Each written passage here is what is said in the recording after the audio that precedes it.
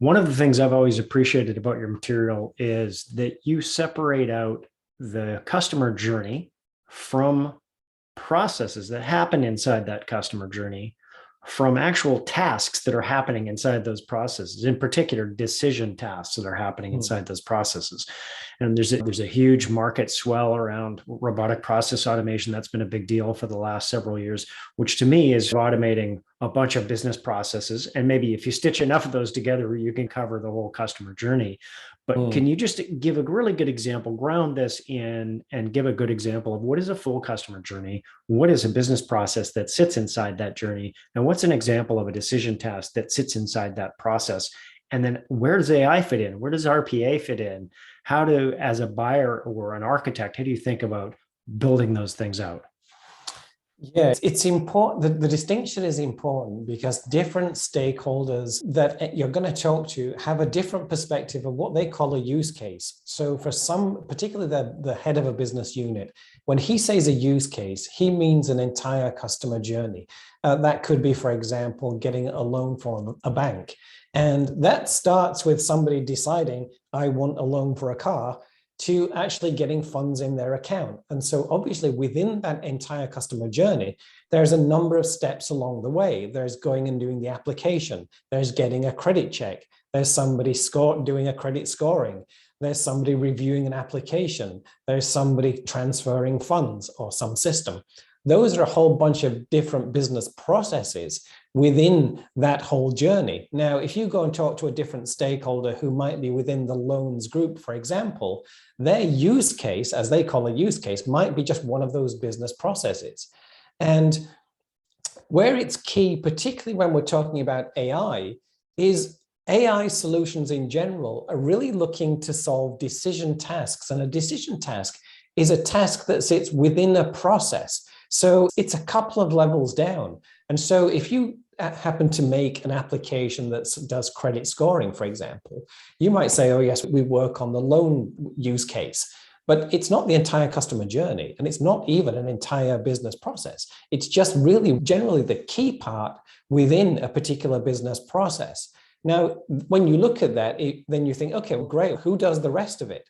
And of course, there's a whole bunch of technologies you can use to do the other parts. And one of the keys is to use the simplest technology possible. So you could perhaps get an AI solution and then ask the vendor, oh, can you build it out more so it does the entire business process? But then there are simpler technologies that can do that, because within most business processes, most of it's just moving some data from A to B, which something like RPA or a simple workflow technology is really adept at doing. So when you're looking at those levels, really you should be picking the simplest, cheapest technology for each part of that. And this is why I focus people's attention on using AI in particular, just for those AI specific tasks. Why? Because it's the most complex to use. It takes the longest and it's the most expensive. So if you can get away with using much simpler technologies for the rest of it, then you should go ahead and do that. So it really is a focus on not coming in and overselling to a business user and saying, yes, our AI can do the customer loan process, when really all it does is one task within that, if that makes sense. That makes a ton of sense. And I think you've come up with something really interesting, which is that the definition of use case is actually the problem, because people are using it in so many ways. And I've seen this in development for many years. One person will say use case, as you said, to reflect the entire process from I want to buy a car to I have cash in the bank or I've even purchased the car.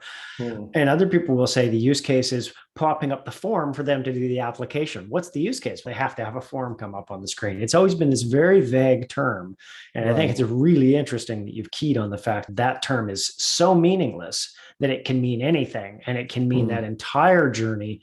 And a journey can even be bigger, which is, again, a problem of definition and semantics, where there are folks that say the buyer journey is they were never a customer and they became a customer. And then they did all Right. these things Yep. with us, Yep. Yep. and we have customer success and we have them as a customer for 20 years. And that is the customer journey. So I think the fundamental issue is one of semantics, and It is. maybe Yeah. not even just saying what's the canonical definition, but saying all of us on this team, when we say customer journey, what do we mean? When Yeah. we say business process, what do we mean? And which specific business process are we talking about? Definitions and semantics are so critical. And it really is important to not be overselling and deliver on expectations, because where this tends to surface is when a vendor or a consultant comes in and says, in this example case, oh yes, we do customer loans. But no, they don't do customer loans. They don't do the entire journey. They just do that one part. And the business head thinks, great, you guys come in and solve it for me. And then they come back 3 months later and they've got an analytic model to do credit scoring.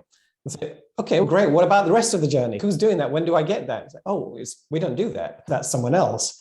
And you get a real misalignment of expectations there. So it's really critical to really be very specific and say, if you only do that one task, we do that one task. And if you want the entire journey, we need to build a project team with other skills and other technologies to fill out the rest of it. And so everyone's really clear. And I've seen so many projects fail because at the end of the day, it was just a data science building an analytic model, and you end up with something sat in your hands that you can really do nothing with because there's nothing else to plug it into.